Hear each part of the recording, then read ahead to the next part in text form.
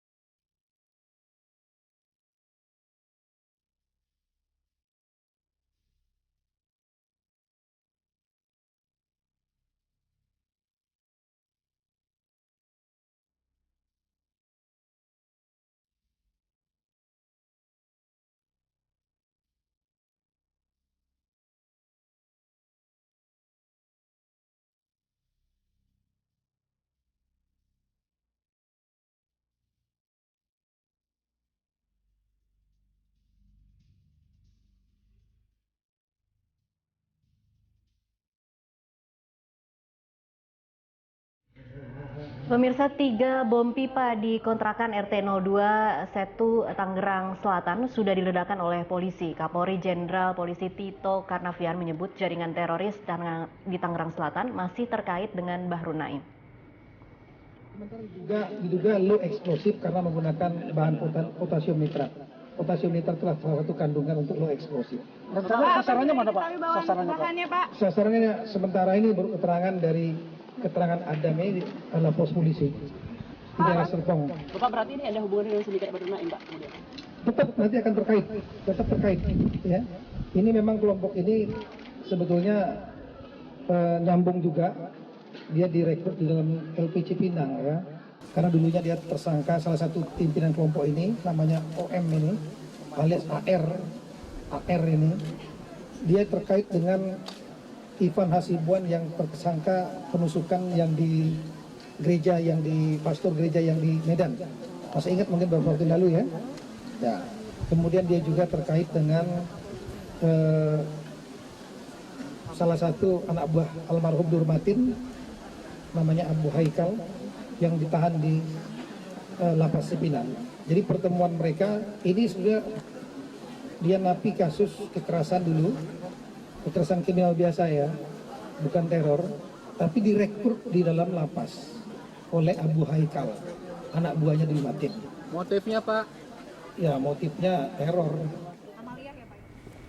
Pemirsa, kita lanjutkan perbincangan bersama Direktur Informasi BIN Wawan Purwanto. Pak Wawan, kalau tadi kita terakhir membahas tentang skala ledakan yang bisa dikategorikan ledakan berskala kecil, apa yang menjadi ideologi keberhasilan misi dari para terduga teroris ini?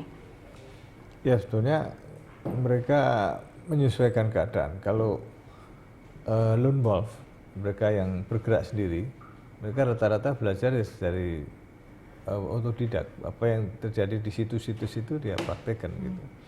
Dan alhasil juga karena bahan baku serta juga modalnya cekak ya, banyak yang tidak meledak.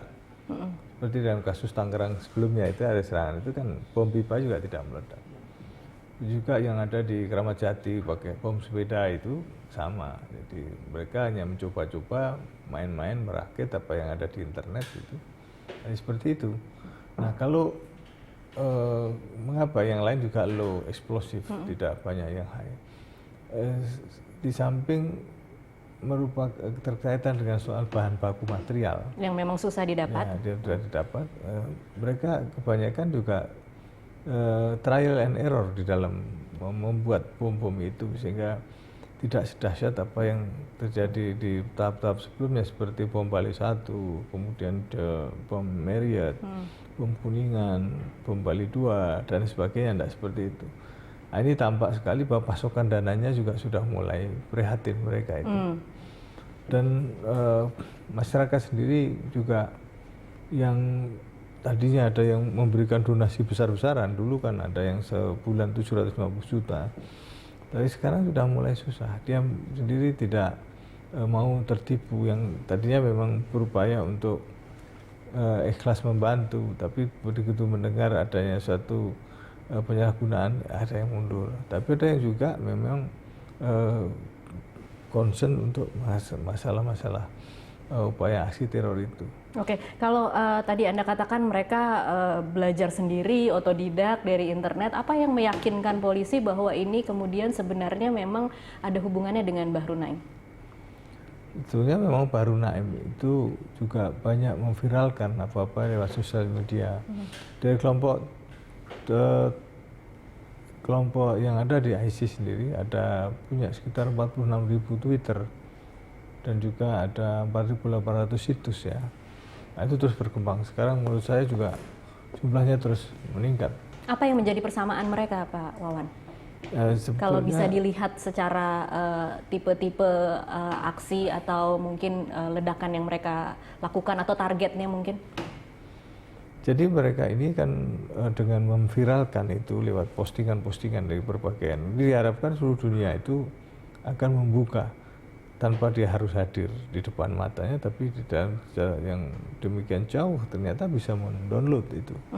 Oleh karenanya mereka ini menyebarkan ajaran-ajaran yang notabene kekerasan yang sebetulnya tidak cocok untuk di medan damai seperti di Indonesia ini, karena dia di medan perang.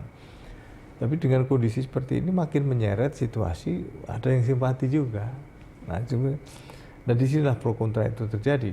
Ya akhirnya dari sisi-sisi yang tadinya utama menjadi tergeser ke masalah-masalah lain, masalah sosial, masalah ekonomi. Jadi ketidakpuasan apapun kemudian bisa memicu aksi itu. Iya, ada unsur peniruan. Jadi kita ini kan ada model, wah ini kok bagus, akhirnya ikut. Ini kok hasilnya kurang, ditinggalkan dan sebagainya. Tapi efek dari teror itu adalah upaya menakut-nakuti, menimbulkan rasa putus asa, merasa tidak puas kepada pemerintah yang sah. Itu mendowngrade istilahnya kan seperti itu. Hanya sekarang kita harus sadari bahwa ancaman demi ancaman memang sudah saatnya harus dipercepat bagaimana mengatasinya. Kita tidak tanggung-tanggung dan kita ingin kadang mempercepat proses-proses deradikalisasi dengan berbagai pemberdayaan ekonomi. Karena memang ada orang yang masalah ekonomi ya. Masalah perut. Tapi kalau menyangkut masalah isi kepala dan isi hati, memang itu menjadi persoalan yang lebih ekstra. Tapi dari catatan yang ada, dari jumlah tahanan yang sudah dibebaskan karena sudah selesai jalani pidananya, memang tahanan teroris nih khususnya? Ya, 95% itu bisa kita rangkul secara baik-baik. Hanya 5% yang memang susah. Dan juga tidak sepenuhnya menyalahkan itu, tapi juga kadang mereka juga kembali ke masyarakat pun masyarakat ada yang takut, trauma juga terkucil. Itu yang kemudian gitu, membuat mereka juga kembali lagi. Oke, 5% ini apakah diketahui ketika mereka akan keluar bahwa mereka memang masih belum bisa diajak untuk kembali? Ya, sebenarnya gini Pak, kalau orang ditahan itu kan berdasarkan pembuktian apa yang terjadi di persidangan. Kalau misalnya di persidangan dia kayak Bahru Naim itu kan dia menyimpan amunisi ya, sekitar 500 butir peluru gitu. Sehingga dia hukumannya 7 bulan karena yang menyimpan, tidak terlibat dalam kombatan gitu kan. Karena hanya menyimpan. Nah, ini yang hukumannya sudah di apa hukumannya juga harus perlu kita revisi lagi menurut Anda? Artinya memang perlu penyelaman kedalaman dari keinsafan mereka. Kadang-kadang memang insaf secara lahiriah, batin kan tidak tahu. Jadi mengikuti aturan yang di lapas, oke. Banyak yang juga dapat remisi-remisi. Akan tetapi dari sekitar 30 yang dibebaskan ini, 6 di antara, maksud saya dari 10 orang yang sudah dibebaskan itu dari 900-an kurang lebih ya, 846 tahanan dan 460-an sudah dikeluarkan. Dari ini yang dikeluarkan 30 ini tidak diketahui rimbanya dan ketangkep lagi sekitar 7 itu dalam kondisi tewas tertembak karena ternyata kembali di kelompoknya. Selebihnya sekitar 23 itu sampai sekarang nggak diketahui rimbanya, termasuk Bahru Naim ini. Nah itulah sebabnya maka perlu upaya yang lebih intens khususnya terhadap napi yang memang susah untuk artinya berbaur lagi dengan keluarga, berbaur di rumah masyarakat karena ada ketakutan kalau dikait-kaitkan atau ketakutan bahwa ini potensi menteror baru dan sebagainya. Nah, kita supaya masyarakat jangan lantas cuek dengan mereka ini, tapi bagaimana merangkul kembali. Karena kalau tidak kembali lagi kelompok itu, karena hanya merasa bahwa kelompok itulah yang bisa menerima mereka. Oke, baik. Kalau kita bicara sedikit soal Kotibah Gonggong Rebus, Pak Wawan, apa yang Anda ketahui tentang kelompok ini? Saya mengetahui bahwa nama ini diambil dari makanan laut khas Batam. Apa tapi sebenarnya ideologi kelompok ini, Pak? Ya memang mereka kan tadinya mau menyerang negeri sebelah kan, dari situ dengan roket itu. Akan tetapi memang ini kan perlu effort yang lebih. Kemudian dari penyiapan dari roket-roket sendiri juga tidak semudah itu memasukkannya ke Indonesia, karena mereka juga membawa barang-barang yang cukup besar. Maka ini mengapa kelompok ini menarget negara tetangga? Ya memang mau menyerang Singapura. Gitu. Ada alasan khusus mungkin kenapa Singapura yang dipilih sebagai target? Ya kan mereka menganggap bahwa Singapura ini bagian dari musuhnya, dari dianggap togut juga, dari kelompok afiliasi yang dekat dengan Barat, kan seperti itu. Pandangannya memang bermacam-macam, sehingga mereka mengharap dari jarak jangkau roket yang ditembakkan dari situ bisa menjangkau sana. Akan tetapi ini masih merupakan wacana dari kelompok itu untuk melakukan serangan. Karena apa? Memang mendatangkan roket di dalam posisi Indonesia yang seperti ini kan tidak mudah. Dan mereka juga andai kata pun ini kan masih spekulasi juga, karena memang untuk menggunakan senjata yang cukup dalam jarak jangkau yang cukup jauh ini kan perlu pemahaman secara teknologi, kan ini high tech kan, tidak semudah apa misalnya membuat bom molotov atau juga bom rakitan lainnya yang notabene lebih sederhana. Tapi kalau dengan roket yang menghantam negeri sebelah, otomatis kan perlu adanya pendorong mesiunya itu. Dan ini apakah mereka betul-betul kuasai atau belum, atau memang sudah dijanjikan tapi belum sampai. Nah, itu yang masih sampai sekarang masih terus dalam penelusuran sampai tertangkapnya ini.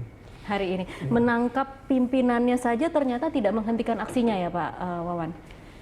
Ya, karena memang ini kan persoalan kekosongan isi kepala, isi hati, atau isi perut, kan tiga itu. Pemimpin kan selalu berganti mereka itu. Patah tumbul yang berganti. Terbunuh pimpinannya, diganti pemimpin yang baru. Terbunuh lagi, ganti lagi pemimpin yang baru. Karena di sini itu adalah isme. Jadi bukan hanya teror, tapi ismenya ini yang paham. Itu yang perlu coba kita antisipasi bagaimana untuk bisa dinetralisasi. Kalau cuma teror saja, ya teror udah selesai. Tapi isme ini menular, akhirnya diturunkan ke banyak lini, yang akhirnya mereka bisa terbunuh, tapi ismenya tidak hilang, tetap hidup ya. Nah itu yang perlu ada suatu pemikiran bagaimana membuat masyarakat yang seperti ini menjadi sibuk, menjadi banyak kegiatan, sehingga tidak melamun, tidak mudah didekati oleh kelompok-kelompok yang memang melakukan talent scouting. Tapi kalau kita lihat tadi, kalau keterangan Pak Awi, pelaku-pelaku itu profilnya usia 30 sampai 35, cukup matang, punya pekerjaan lagi Pak. Jadi mungkin untuk urusan perut dan kegiatan mereka bukannya tidak punya pekerjaan gitu. Apa yang kira-kira menjadi landasan berpikirnya mengapa mereka melakukan ini? Pekerjaan hanya cover, kan beda dengan pekerjaan yang rutin. Mereka kan mengakunya saya sebagai ini kan untuk mengelabui, karena dia berada di tengah-tengah masyarakat. Makanya saya bilang tadi ada cover name, cover job, dan cover story. Nah, mereka mengatakan saya bekerja ini untuk cover job saja.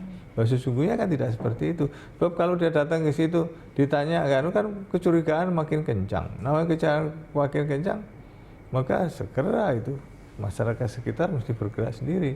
Nah, ini kayak pinter-pinter. Sekali mereka menyiapkan itu sesuai dengan tren. Sekarang orang banyak yang pakai Gojek, akhirnya dia menyamar sebagai itu. Nah itulah sebabnya maka berbahagialah orang yang juga sibuk ya, sehingga tidak mudah goyah oleh suatu persoalan-persoalan yang mendekat pada posisi seperti ini. Tapi yang paling filter paling utama memang keluarga, karena keluarga lah yang tahu karakternya. Anak-anak yang biasanya riang tiba-tiba murung, atau yang biasanya ekstrovert menjadi introvert, mereka sangat tertutup, pergi nggak jelas, minta uang, pulang nggak jelas, mengurung diri di kamar dan sebagainya. Kepada siapa dia lantas bergulat? Kepada siapa dia di driving ketika dia buka gadget gitu. Ini perlu dipahami. Di samping itu juga masyarakat sekitar, lingkungan itu juga harus peduli. Mereka tidak lagi terus menggampangkan tamu 1 kali 24 jam wajib lapor, itu Tetap harus diketat ya, diperketat karena ya. dari sinilah upaya preventif itu ada. Sebab kalau sudah kejadian baru kita tergerak seolah kebakaran jenggot, ini semua serba terlambat, dan kita tidak ingin seperti itu. Dan apakah kita punya kemampuan seperti itu? Kemampuan ada, tinggal genjot kemampuan dan kemampuan secara merata, karena masing-masing wilayah berbeda.